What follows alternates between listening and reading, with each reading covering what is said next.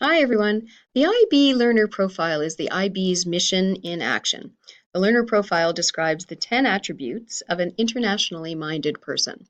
These are the attributes all of us in IB schools, students, teachers, parents, are striving to achieve. In Task C, you will inquire into the attributes by engaging with text and video. You will act by contributing to our collaborative mind map.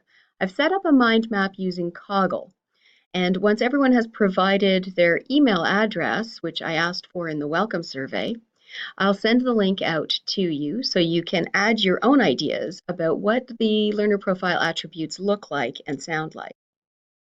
If you've never used Coggle before, I've posted a video tutorial in the task, but it's very, very simple to learn.